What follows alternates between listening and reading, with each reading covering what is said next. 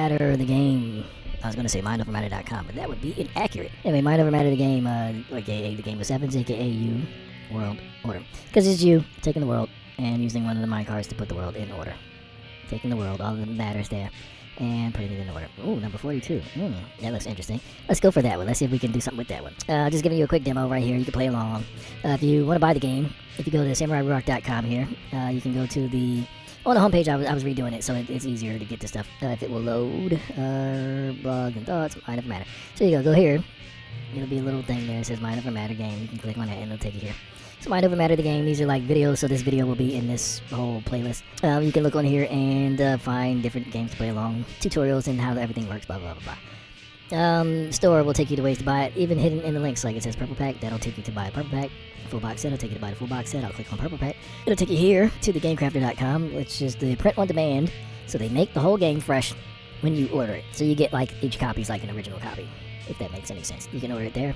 And they make games, so if you have an idea for a game, thegamecrafter.com. Yeah, that's a go there, check it out, and get your game on. But anyway, there are other ways to get it. If you go to the shop, as you can see, it'll in all products, it's right there, these two. And if you go to the collection that is called Books, Games, and Music, Books, Games, and Music, that one also will have the game in it, because there's nothing in there but books, the game, and music.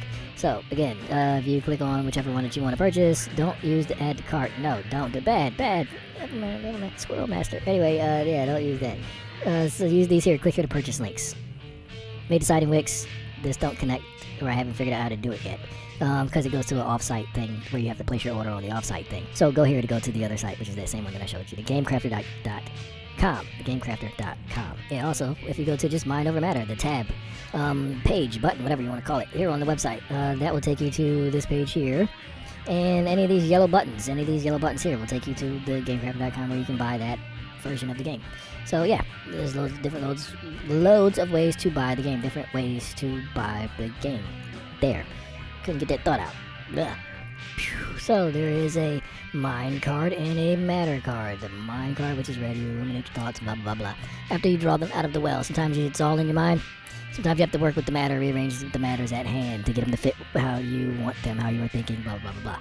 So, depending on what the mind card says, depends on if you need a matter card. There are ways to play with just the red cards, just the blue cards, and play with them both different ways. So, yeah, go to the online manual. They have the page with the yellow buttons. That'll show you everything about playing the game. So, what will we do here? We will pick a mind card. Let's go 1 there, 2 there, 3 there, 4 there, and 5. Why not? 6, 7. I'm just randomly clicking 8. And then 9. Wow. Okay. Alright, so ended up with a wild card there. So both the player and the host pick any matter card they want. Wow, so we just get to run through the whole list of cards there and discuss the divinity of any or all the items on that matter list. Wow, that's a very empowering card there. How does it reveal your highest self to you? And then how can you, for example, how can you, having, being in, or being with that each of those items, any or all of the items, so if you want to just pick 1 or 2 or 3 or all of them, all 7, you can discuss it. And yeah, how does your relationship basically with those things that you picked express you being your purest self? Wow, that's crazy. Didn't see that coming. I was looking at something. What was it? 42 was the one that I was looking at there. I believe it was. So let's see, 41. So that would make you. Where's 42? No, stop being a jerk thing. Yeah. Where are we at? There it is, 42. Okay, yeah, 42. Yeah, that's what I was looking at. So, card 42. So, what we're doing here, playing this in this hand. Let me zoom this in a little bit because that's a honey of a thing there. What other games give you that amount of freedom? I know I reached through the deck and I pulled this one out, but I like that one. It caught my eye earlier, so I'm running with that one. So, what we're going to do is, of all of these things here, you pick however many you want, and you discuss in your own words, however detailed that you want to be, what that has to do with your divinity, how that expresses you being your purest self. How does this show you your divinity? Whichever one of these things. The first item on the list on the matter card is what my bank account says. The second item is what my body says. The third item is what my boss says. If you are working, if you're not working, then you're your own boss. Then again, your job might be your boss. Then again, the need for money might be your boss. Your economic state might be, because that's the reason why you're working. That's who you're working for. It's for your economic state. Or your kids might be your boss because you're working for your kids. Whatever the reason that you're working, That's your boss, whoever's controlling you working. One way to look at it. Anyway, the next one says, what my bartender or my doctor or spiritual advisor or therapist, your person, your go-to person, what they say. After that is what my holy book or my belief says. After that is what the real me says. So not the you that you pretend to be at your job, not the you that you pretend to be at your therapist or your at the bar or whatever, not you in church or wherever no, the real actual you, the 100% you. That's an easy one right there. That should be a given. How does that show you your purest highest self? Because it's you being fully you. It's you being that complete Sabbath self. So for me, I would start with that. I would pick that one. Yeah, because that's the answer. Because that shows me my whole self. That's right there. That's what everything is supposed to be pointing towards. That's the reason for doing any of this, is to show you that, to get you that. And then lastly, there's what my spouse or family says. Okay. So, given those things, pick any one, any or all. If you want to do them all, you do them all. If you want to do just one, whatever. And yeah, just how does it reveal your highest self to you? How can you, having what your boss says, being in what your boss says, or being with what your boss says, or whatever, what your holy book says, how does that express you being your purest self? Well, naturally, like I said, what the real you says, what the real me says, would naturally express my highest self, because that is my highest self. That's it. The most divine, undivided, unfractured, whole, complete, holy, however you want to spell it, WHOLLY or HOLY, same thing. That holy version of myself. That's it. That's it. That's it. Game over. Boom. Done skis. What my body says. Let's see that one. Let me think about that one. How does that show me my divinity? Well, for one, it shows me limitations, which would show me perseverance. Yeah, you get out of shape and you're like, woo, no more donuts. More boiled eggs, less donuts. Yeah, you learn things. Your body's going to show you stuff. There's I don't know, the majority of people, I would say, have gotten to a place where you can remember your body, your physical body, at some level of peak performance, where you're like, this is my ideal self, this is my highest. If I had a god body, that would be this one. When I was 23 or whatever. Some people when I was 42, whatever. Some people when I'm 87. Different for everybody, because what your body says depends on, what your mind is like.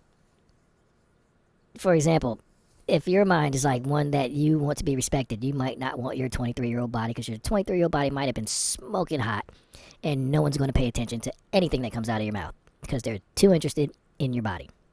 If people are always trying to dominate your body, there's almost went somewhere. I'll go there. I'll curb my tongue, curb my enthusiasm. I'll kind of self-edit myself here, censor myself. There's having sex, which is just a physical act. There's making love, which is a spiritual connection. And then there's effing, which is just you using someone else's body, right?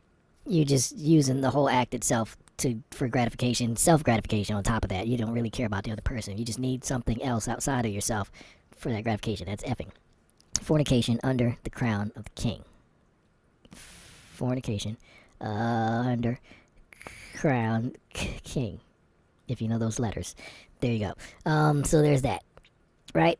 Okay, so if someone's trying to dominate you by doing that, then first of all, they, wanting to dominate you, view you as the one in power. Because you don't dominate weak people.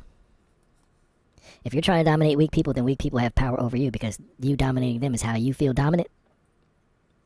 Then you are weak, and they are the ones with the power. They're just ignorant to it.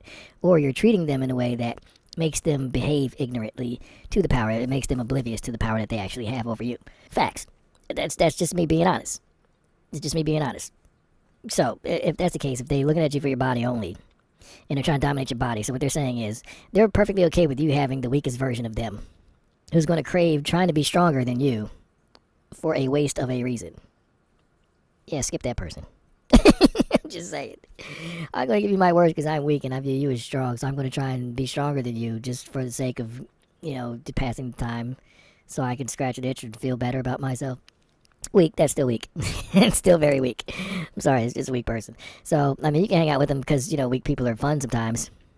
If you just want to have the experience and see what you can gain as far as understanding of a weak person and how they operate and why they operate that way and, so then you learn how not to be weak. Okay, there's that. But whatever. Yeah, what your body says is it'll show you different things as far as your divinity. Again, when you have strength, right? When you view yourself as strong, strength is not compassion. Strength is not empathy. Strength is just ability. It's just a might. You have the ability to enforce and express or impose your will. That is a general sense of what strength is. Okay, you can exercise your will. I'm not going to say easily, but more than likely you will successfully exercise that will. You can bring that about. So, there's that part of the strength. Well, what your body says. And then that'll show you if you're a jerk or not, because you have strength. How good of a person are you? What do you view as a good person? Is what you view as a good person related to body only? There's all different types of ways to look at that. Yeah, what your body says will show you a few different things as far as your divinity, your whole self. What your body says. Yeah. On top of that, what your body says, is your body controlling you? Do you constantly have cravings for sugar? That you just, like, oh, I'm depressed, I need some cupcakes. Oh, I'm happy, I'm going to celebrate, give me some sugar. Like, what's your body, as far as your divinity, because you don't need those things. It's probably in excess, the sugar intake's probably in excess. Probably not good natural sugars, it's probably some manufactured crap, right? So, what's that say about your divinity, really? A little dependency going on there. Not as divine as you thought, maybe. I don't know. What else is a fun one? What your bank account says? That one is horrible. I mean, one or two ways. If you're a philanthropist, and or some really benevolent person with a fecal bundle of money, what you're going to do with your money, that might show you your divinity. The outcome of, your what do you call it? Your bank statement. That would show you some of your divinity, what your bank account says, because you can see where all the money went. Here to my bills, there to my bills, there to my bills, there's more bills. Ooh, there's a lot of bills, so I just have a lot of things that I'm just paying for. What are all these things that I'm paying? Why am I paying for all these things? Where did I go? And these things took over, so now I'm just working. I'm just existing to pay for these things. I don't even use these subscriptions. What's happening here? Yeah, maybe you're more negligent. Divinity, but just not in the mind. You need to pay attention a little bit more to yourself and your own life. But I know people, what their bank account says, people just end up working their whole self away. You're working to make a life, meanwhile you're wasting a life to make one. Whatever. The bank account, that's an interesting one. Yeah, it's an interesting one. This is an interesting combination here. I know I just wanted to do something with card number 42, but the both of these together, that's an interesting one. Should I cut it there? Well, I mean, what your bartender, doctor, spiritual advisor, or therapist says, that's an interesting one, because bartender is probably the most honest of all of those. I'm just saying, because your bartender is a regular person, and they're pretty much getting paid to give you poison. Why? Because when the poison's in your system, then you have a great time. Your doctor is pretty much paid by your insurance or by the medical industry to give you drugs. Pretty much. They can recommend some other things, but the system's got them kind of by the nads, and so they can only say and recommend so much. That's honest, that's pure, that's holistic, that will actually help you, that will cure you. That's not what doctors are about. They're not about the cure, they're about the treatment. That's the medical industry. If it were not an industry, if it were just medicine, then medicine is about healing and making you better. Medical industry is about selling medicine. To sell medicine, you need customers. Repeat customers, so they can keep buying medicine. So you need sick people. With your spiritual advisor, they should be honest, but they're under the influence of whatever spirit that they're viewing as the divine one, which may not work for you. For example, you could be you could be more of a Hindu type person, and you could go to a Scientologist church, or whatever you call those places. I don't know. I've been in the buildings, and it's very clean. But yeah, just curious, because I was in California in Pasadena, so the place is right down the street from where I lived. So yeah, friends like, you ever been in there? Why would I go in there? It's not my thing. Go on, let's go in there. Okay, like it's a museum. You just go inside. Let's look around Scientology. But interesting place. The people, they were chill. But no, not my thing. But yeah, what your spiritual advisor says, as far as showing you your divinity, it will show you what spirits that they believe could benefit you. So again, there's a thing about lack, because it's like, if I think that you should have a gun, I think you can't protect yourself. On top of that, I think you're in dangerous places, because why else would I advise you to have a gun?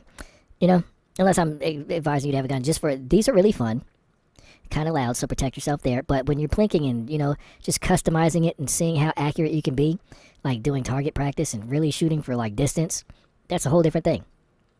It's a different set of spirits, different energies there. So yeah, your spiritual advisor, whatever they're telling you, depends. It shows you what they think of you and your divinity in the moment. It shows what they, if they're being honest. A lot of times they're just getting paid to do that, or they're doing it for the money.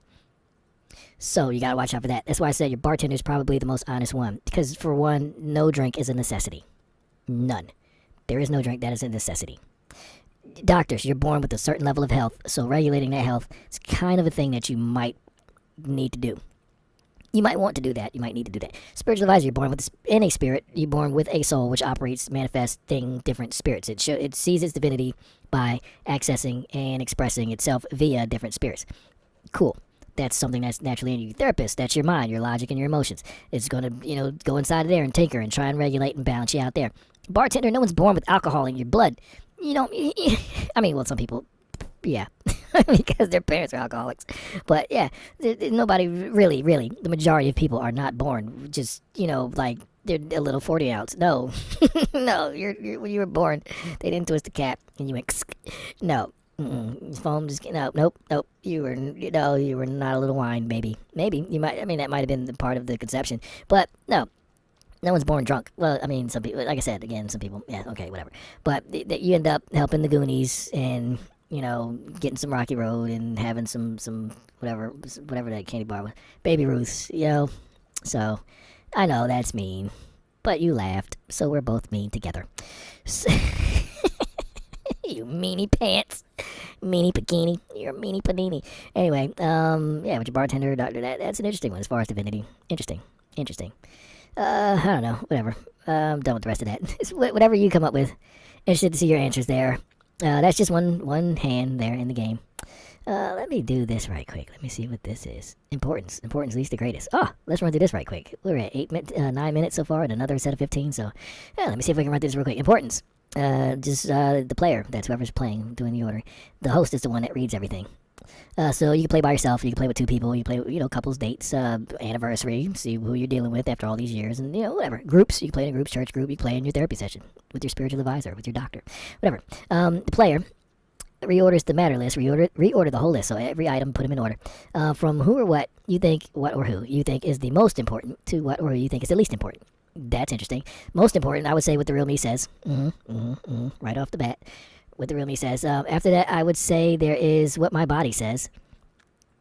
I'll put that one next. After that, I would say what my spouse and family says. Okay, there's that. After that, I would say what my bartender says, because I've known some good bartenders. After that, I would say what my holy book says, or my belief says, because naturally I would be doing my belief with all the rest of that stuff. That's just how I take it. But if I absolutely had to disassociate from all the rest of those, then I would fall back. If I didn't have all the others, I would fall back on what my holy book or my belief says. But you never break from that. It's your belief. You don't, you might modify it, you might adapt to some stuff, but that's pretty much what you're going to be doing anyway. After that, I would go with what my bank account says. And then after that, what my boss says last. Yeah. Yep, there you go. So that was cool. You can reorder that however you want to reorder that too. 10 minutes. We're at 11 minutes on the second one. So, yeah, we'll call it a wrap there. There you go. There's a two for one. Interesting, yeah? You get to learn something about yourself, which is the point of the game. All right, later. Go to the samurairuach.com. There's ways to buy the game, but go to the shop. You can also go there and get yourself some stuff. It's cool stuff. Really, really neat, cool stuff. Okay, shutting up. Bye.